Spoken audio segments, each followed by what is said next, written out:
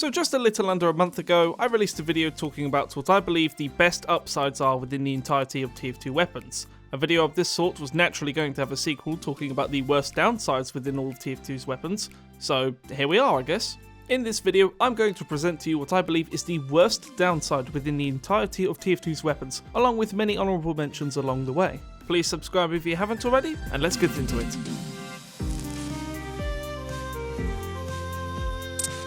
Now before we begin, I'm just going to quickly speed through my criteria that decided what stats go where on this list, but if you're uninterested in listening to that, or you've already seen the previous video in this series, you may skip to this timestamp here.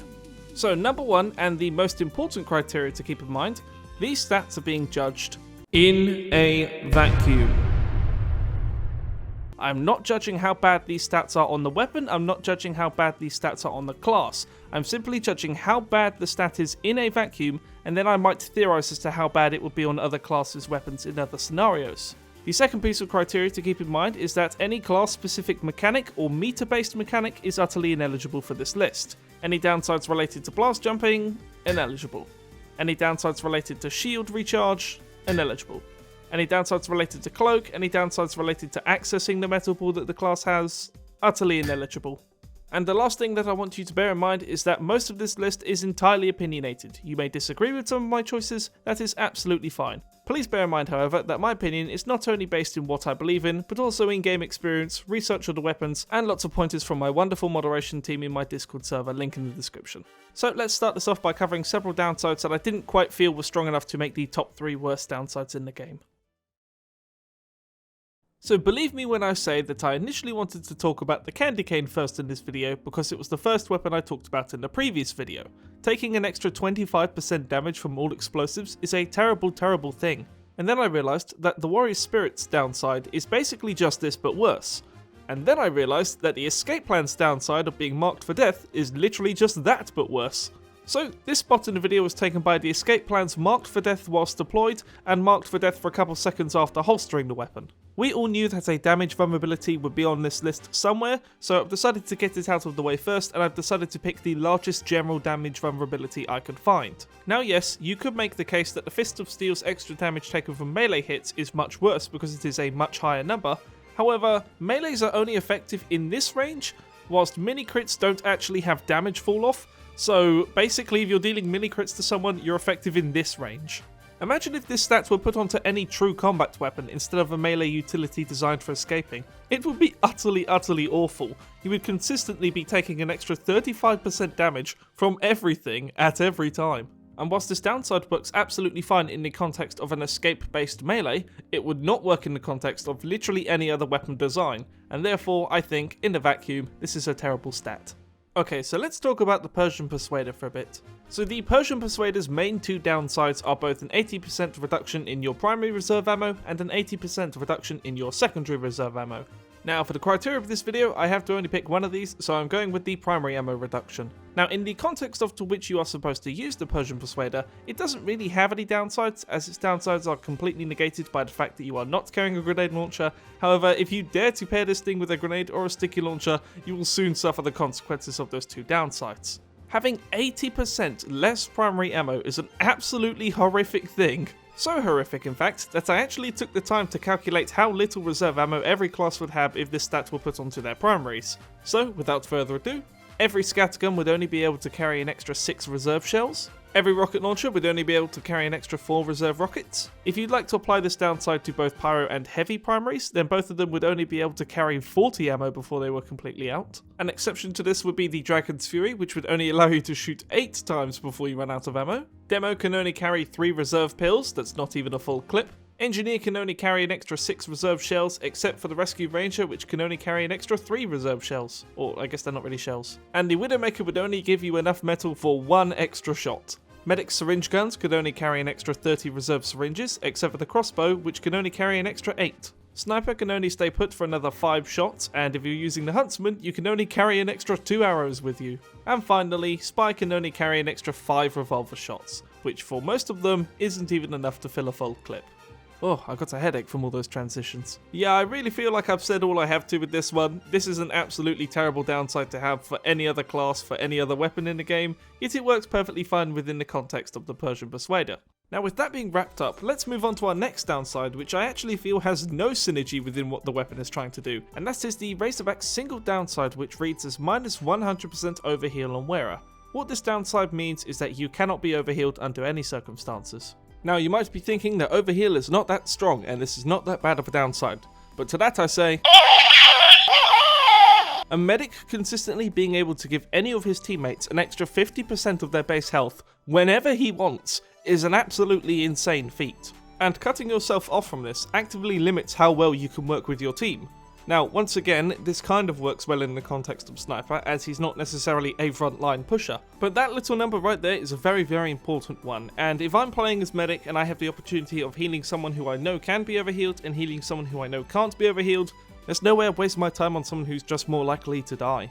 Now for this next stat, let's turn our attention to the panic attack. So the panic attack was probably the number one disagreed thing on my previous list, and in retrospective, yeah, I do kind of agree that fires in a wide fixed shot is not that good of a stat and does not deserve to be that high on the list. But now I'd like to bring up the panic attack again for a different reason, and that is the successive shots become less accurate stat that this weapon has. So we've covered downsides that make sense within the context of the weapon's kit, we've covered downsides that make sense within the context of the character's kit.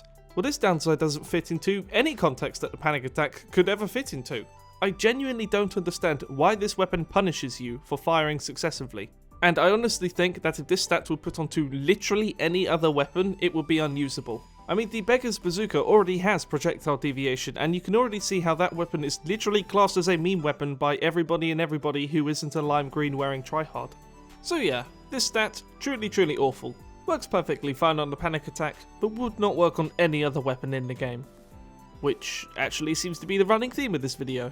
You know, it's almost as if the whole idea of critiquing these stats in a vacuum is pointless because they were designed to work in this space. And now we only have 2 more stats to cover before we get to the top 3 worst stats in the entire game, so I'm going to be talking about these 2 at the exact same time because I kind of want to speed things along, and I both considered these to be either the 2nd or 3rd worst stat at different points during this script's rewrite. So the first downside we're going to cover in this package deal is the Widowmaker's minus 30 ammo per shot stat. No, this is not ineligible because this has nothing to do with the metal mechanic. What this stat simply means in a vacuum is that for every shot you take, you consume 30 ammo. So remember earlier on when we were talking about primary reserve ammo? Well, weapons like the scattergun, if they had this stat attached to them, would only be able to fire once. Every shot would consume 30 ammo. That means it would consume all of the ammo in your clip, and if that wasn't enough, it would dip into your extra reserve. This would mean that by shooting once with the scattergun, you would have only 8 shells left, and you wouldn't even be able to fire again. And then you have weapons like the rocket launchers, which wouldn't be able to fire at all because they do not have 30 ammo in total. I'm not going to go into how this will work on every single weapon, as I did with all the primaries with the Persian Persuader stat, but just note that this would genuinely make the game unplayable.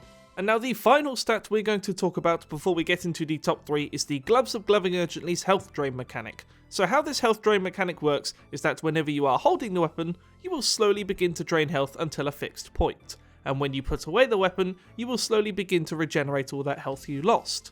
Now this is a really weird stat as you're not actually losing health, you are just losing the maximum amount of health you can have. But then once you put the weapon away, it does start to go back up to its normal amount. This might make some people think that this doesn't really deserve to be here on this list, but the reason this is a very manageable downside to have is because it is only on a melee. If this downside were to be placed onto a primary or a secondary weapon, it would just be abysmal.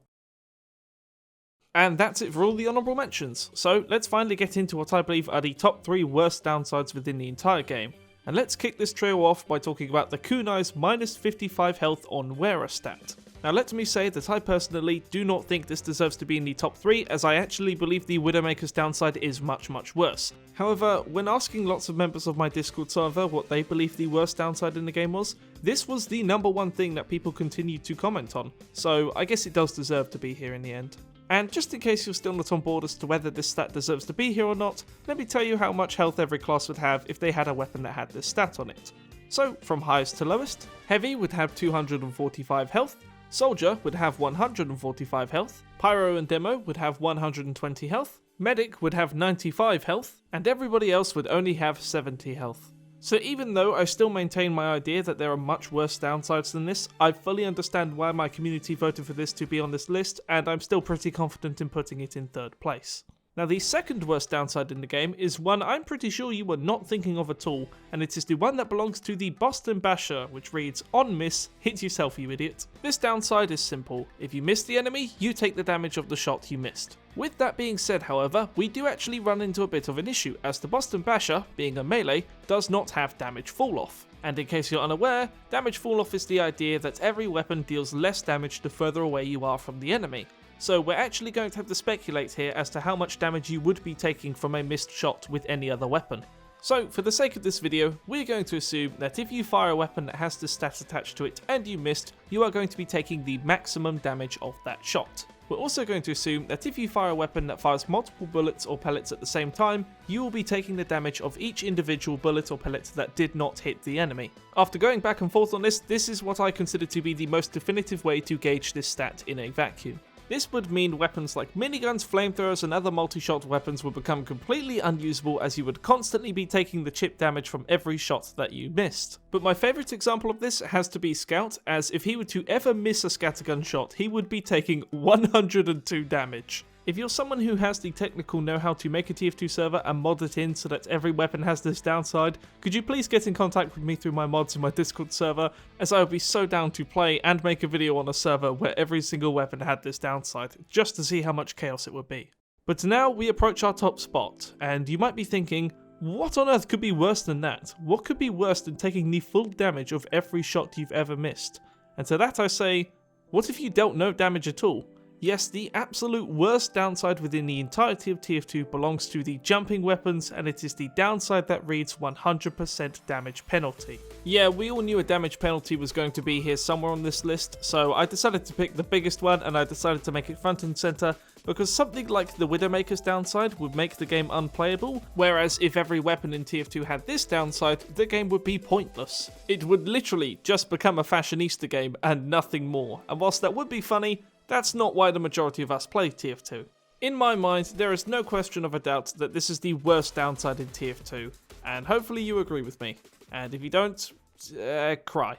Did you agree with all of my choices? Was there anything you disagreed with? Let me know down in the comments below. Some other downsides I would have put on this list if I had a bit more time would have included the Force of Nature's clip reduction, the Ambassador's downside that means all of its crits have damage fall off. Yes, not many people were considering that one, but I definitely did. And several people I asked were talking about the Blutsaga's -2 health regeneration, but to me, in a vacuum, that just means -2 health regeneration. That does not mean you would actively drain health when using the weapon. But I think the closest one to missing out on the list had to have been the Scotsman Skullcutter's -15% speed penalty. It's not necessarily the worst thing in the world, and if everyone in the game were moving slower, then it would be even, but it would just be annoying. Now, I would like to remind you that a video list like this will always be subjective. You may disagree with my choices, and that is absolutely fine. Now, with that being said, if there are any comedians in the comments who make a joke about how no random critical hits should be the #1 spot or something, I'm gonna... I'll do something. Anyway, thank you very much for watching, please subscribe, all that. The next video is going to be something very important that several other YouTubers are also working on at the same time, so I'll see you May 26th, but after that, I will see you later down the sunny road.